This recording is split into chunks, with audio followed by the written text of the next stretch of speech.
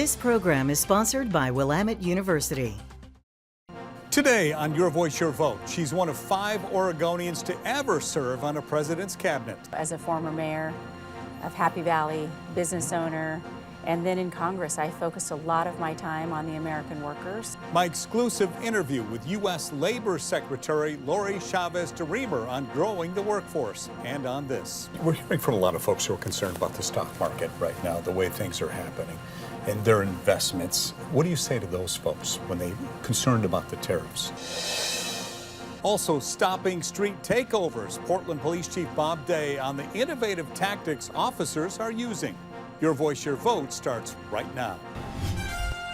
From Katu and Willamette University, this is Your Voice, Your Vote with Steve Dunn. Hi, everybody. Great to have you here on this last Sunday of April. Today's guest has done something that only 4 other Oregonians have accomplished, and that's going back to 1871. Former Oregon Congresswoman Lori Chavez-DeRemer became a member of President Trump's cabinet in March when she was confirmed by the Senate as the new Labor Secretary. The executive director of the Oregon Historical Society gave us the list of Oregonians who have been members of a presidential cabinet. They are George Williams, Attorney General under President Grant; Douglas McKay, Secretary of Interior under President Eisenhower; Neil Goldschmidt, Secretary of Transportation under President Carter; Don Hodel, Secretary of Energy, and then Secretary of Interior under President Reagan. And most recently, Labor Secretary Lori Chavez-DeRemer. Her background includes experience as a small business owner, Happy Valley mayor for 8 years, and U.S. representative for 1 term. In an exclusive TV interview, Secretary Chavez-DeRemer came to Katu on April 17th. Before we get to that interview, we'd like you to know this program is sponsored by Willamette University. Joining me now is Labor Secretary Lori Chavez-DeRemer. So good to see you. Good to see you. Glad to be back. Yeah, welcome back to town again. I understand this is your first TV interview since becoming, certainly in Oregon, since becoming a cabinet member for President Trump. So thank you for that. Congratulations. You're one of just 5 Oregonians to become a presidential cabinet member. That means a lot to you, I'm sure. Absolutely. I was honored when the president selected me to be his cabinet secretary for labor.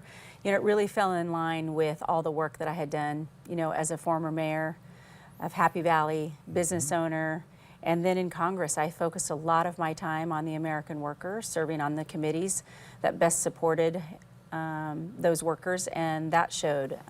After the election, the president selected me to bring the workforce, labor unions and business together, and we've been on the ground running, I think, just about 30 days in office, and we're on the go to talk to the American workers. How'd you get on the president's radar, become labor secretary? How'd that whole thing happen? Yeah, well, certainly I had really never, I hadn't met the president until after November, but really it was the hard work that we'd put in, the relationships that I spent really the last 2 years building with, you know, the labor unions, again, as business owners.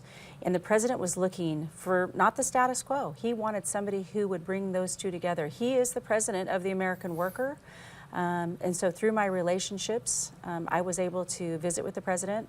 And after the conversation, he said, you know what, I think you're exactly the person we need for this job. And that's how it went. I mean, it was quite exciting. And I couldn't be more honored, not only that I was from Oregon, but that he recognized that it took hard work and dedication, and he wanted his cabinet, a formidable team, as you have seen. And we're all working together, and it's, I think it's the best for the American people. And the president is allowing us to be on the ground and talk to, at least in my part, the American worker. I'll never know what it's like to be a presidential cabinet member, but tell us what that's like. Well, you know, it's about getting up every day, making sure that we're staying focused. We know it's a finite amount of time. Most Americans, 77,300,000 Americans said they wanted President Donald Trump to be their president, and he works tirelessly, 20+ hours a day. All of us as cabinet secretaries know that that's our marching orders, to work right alongside him, to stay focused, grow this economy, build back America, and then work together. It's at the direction of the president that he has said, for the first time really that I've ever seen in my lifetime, work with the cabinet secretaries, the other cabinet secretaries, be deployed in the United States. Don't stay here in Washington, D.C. Go listen to what the American people have asked us for, and let's deliver on the promises, the America First agenda, And that's exactly what we're doing. So we're in the West Wing. We have a lot of cabinet meetings, if you've seen on TV. He talks to all of us, wants us to report out. We are his senior advisors, and that is just a great honor. Let me ask you this. You're here in Oregon as part of your nationwide America at Work listening tour, and I want to talk about that. First, what do you consider the most important part of your new job? Well, certainly it's the voices of the American worker. Understanding that we need to grow this economy, that we want to build back in America. We want to repatriate the jobs that have left this country, especially manufacturing jobs, construction jobs, transportation jobs. Those are the jobs numbers that we're seeing. That was the focus of the president. So my job, and certainly the mission of the Department of Labor, is to develop and promote and protect the American wage earner, the job seekers of America, which we're seeing young people come up through the ranks, and then protect our retirees. Make sure they have safe working conditions, benefits and rights are protected.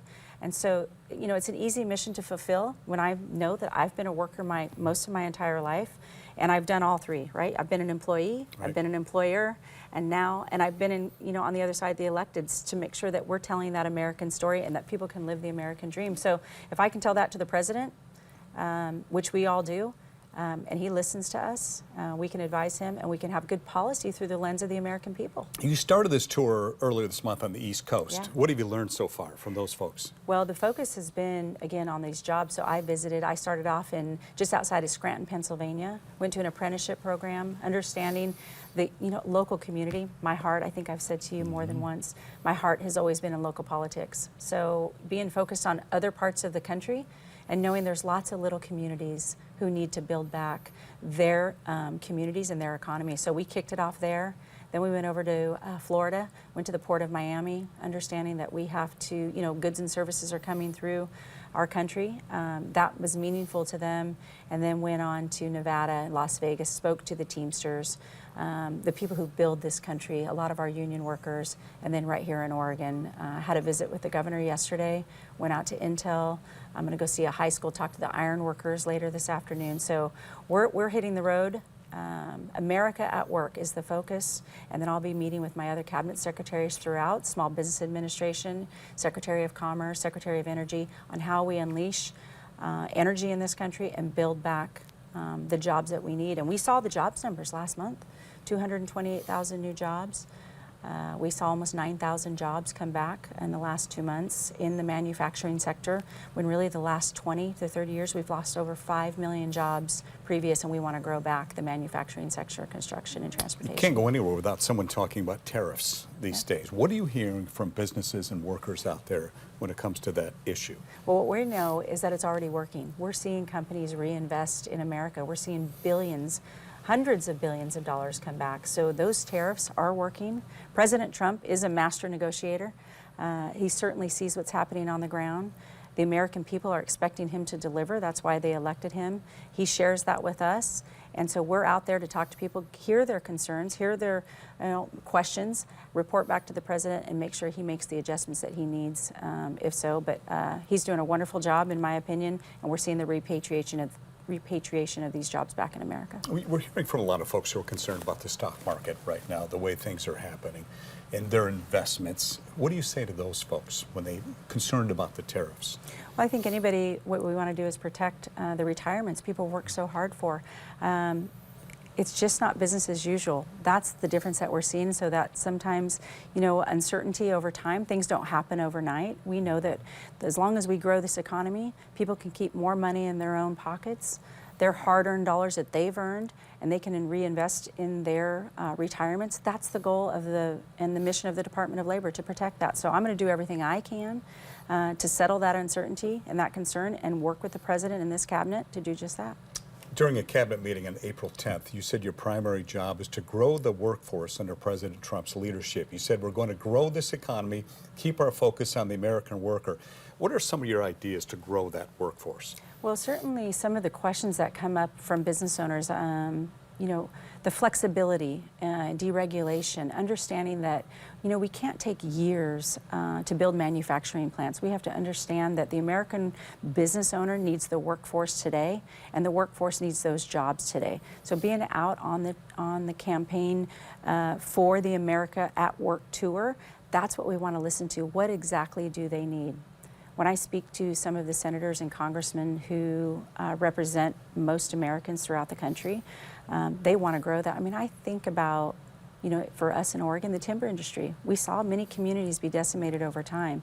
How do we reinvest in those communities?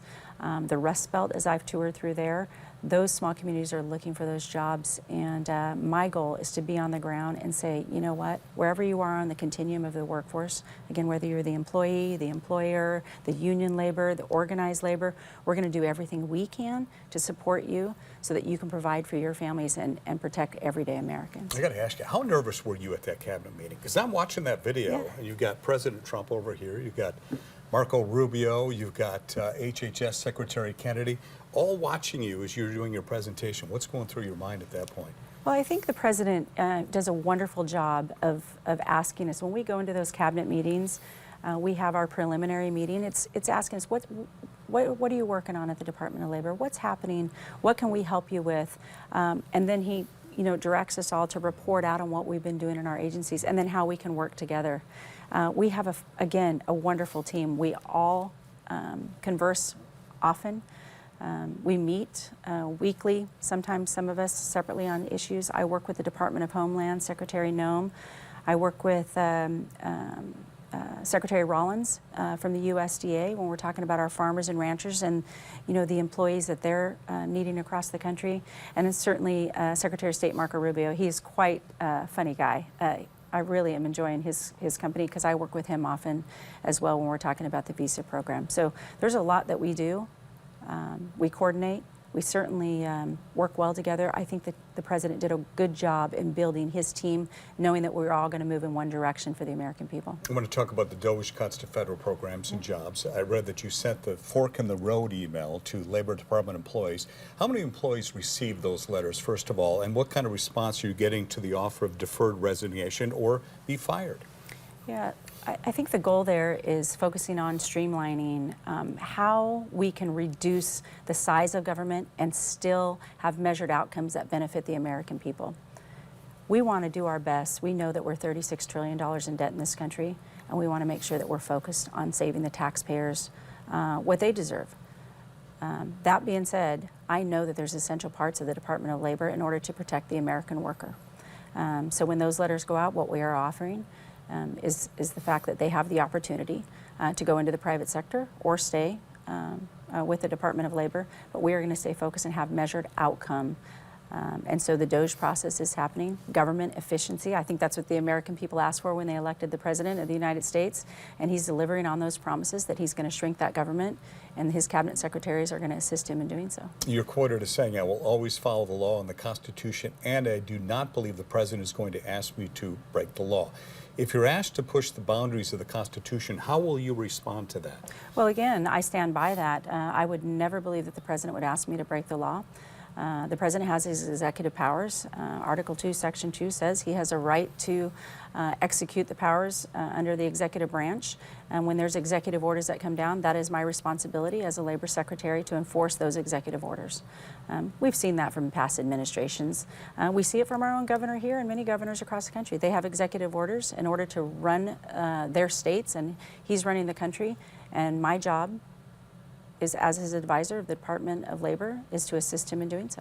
You consider yourself pro-union at this point? Oh gosh, I'm pro-worker. I think the labor force, that's the difference. That's for the first time, in my opinion, the President was very focused on bringing labor and business together, not to divide any longer. We want to have the most jobs in this country so everybody has a piece of the pie, and we can build back and people can keep more of their hard-earned dollars, as well as have more money, earn more dollars, and protect their retirements as they go into the future. That's what he directed me to do. That was the uniqueness about a pick, because he knew I was supported by a lot of the labor unions, and he wanted that connection to do so. And you've seen the relationships I've built with Sean O'Brien, certainly with Sean McGarvey on the building trades as well. It's important to talk to the American worker. My dad was a Teamster. I knew what it was like for a hard-working man to be able to fulfill his obligations of his family, be able to support 3 children, and still offer us all the things that we needed in life. I want to do the same for those families. So yes, I do support the labor and the workforce, but I think that we can have flexibility and we can all work together. Labor Secretary Lori Chavez-DeRemer back in town again to see Thank us. Hope all is well with you. Best of luck, and certainly we'll be in touch, all right? I appreciate it. Thanks for Thank being you so here. much. When we come back this morning, a Portland business owner has to pay for costly sidewalk construction work in order to renovate her office. After a K2 investigation, state lawmakers urge the city to pay her back. Coming up, what happens when we press the mayor on that possibility.